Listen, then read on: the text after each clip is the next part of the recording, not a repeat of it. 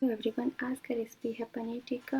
One of my favorite recipes. For marination I will use half cup hung curd या Greek yogurt, 2 tablespoons sattu या roasted besan, 1 tablespoon ginger garlic paste, 1 tablespoon mustard oil, 2 teaspoon coriander powder, half teaspoon turmeric powder, 1 teaspoon salt या to taste, half teaspoon black salt, half teaspoon chaat masala, half teaspoon white pepper powder, half teaspoon cumin powder and little bit kasuri methi.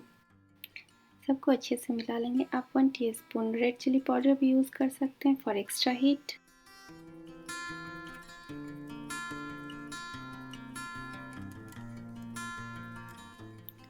Now we'll put 1 chopped red bell pepper, 1 yellow pepper, 1 orange pepper, 200 grams of paneer and half chopped onion.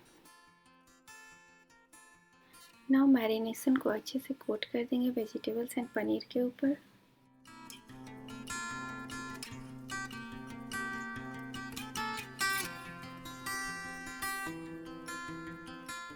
अब इसे 15 minute के लिए rest करने के लिए छोड़ देंगे. 15 minute rest करने के बाद पनीर और वेजिटेबल को स्क्यूअर में लगा देंगे.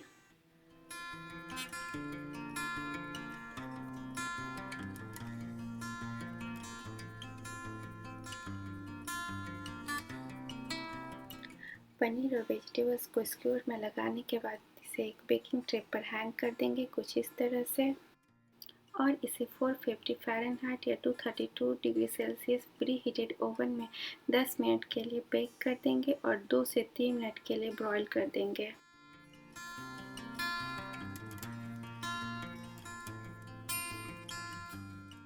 ओवन से निकालने के बाद थोड़ा सा घी का कोटिंग कर देंगे फॉर एक्स्ट्रा फ्लेवर.